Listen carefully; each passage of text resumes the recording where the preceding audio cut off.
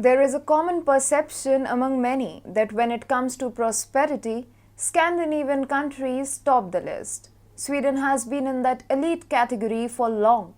In the overall prosperity index, the country is third among 149 countries. But unless you are not detached from the present day politics, it will be hard for you to still believe in that price prosperity rank that Sweden holds dear. No, the issue is not NATO, but Sweden's demography, which is under grave threat. Hello and welcome to TFI Global, the foreign affairs and geopolitical analysis arm of the TFI Media Group. I'm your host Vedika Singh, and if you haven't subscribed to the TFI Global channel yet, hit the subscribe button and press the bell icon to receive all the latest updates. Sweden, trying all the tactics in the world to get into NATO, got coverage more than it deserves. In all honesty, the whole episode had every ingredient needed to challenge a good old 90s soap opera. Turkey giving assent to NATO after its bringing Sweden to its knees, and the lone Kurdish MP giving a tough time to the Magdalena Andersson-led government filled every corner of news in Sweden. But some months back, it was not for NATO that Sweden became the topic of discussion in news. It was not for the lone Kurdish MP. It was not for inflation, and it was not even for the upcoming general elections in September 2022. Rather, Sweden got all the attention in the world for the angered protest perpetuated by rabid Islamists who entered the country seeking asylum. Sweden has long carried the tag of a progressive nation where any kind of debate was entertained in the healthiest way possible. But the overall ethos and culture that the country wore with pride are facing a serious threat of extinction, thanks to migrants and mostly fundamentalists from West Asia. Protesters, mostly immigrants and Muslims from West Asia and North Africa attacking the police, have become an everyday scenario in Sweden.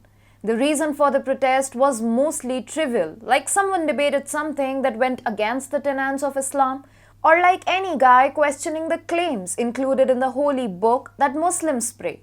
In Rosengård district, angered youth set fire to car tires, debris and garbage cans and attacked policemen who were then forced to respond by firing tear gas into the crowd, who were also pelting stones at cops.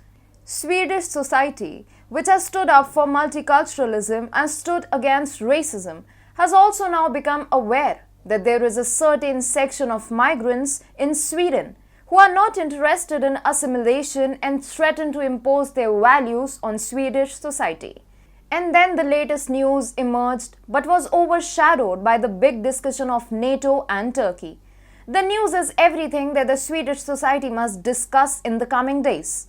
Half of the police officers who attended the Muslim Easter riots in the city of Örebro say that they have experienced mental health problems following the violence that saw several officers attacked and injured.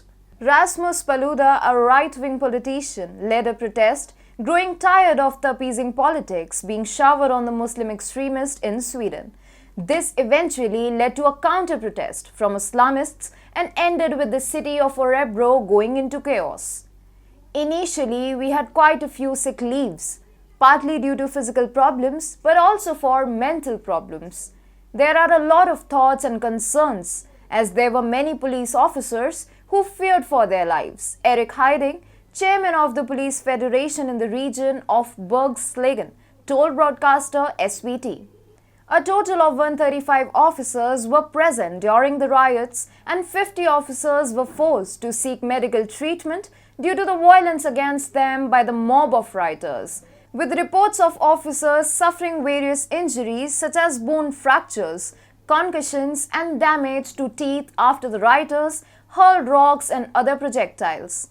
For various reasons, the Swedish government is keeping a quiet attitude to these happenings. Maybe to not trigger further issues ahead of the decisive September elections, news regarding Islamists wreaking havoc in Sweden headlined even in the past, but the government did nothing other than peaceful talks to appease the particular section. But it should be minded that it is the law enforcers who are wrestling with these fringe elements to protect their country. At least the government in Sweden should prioritize the safety of the police officers if they can spare some time after the big NATO talks.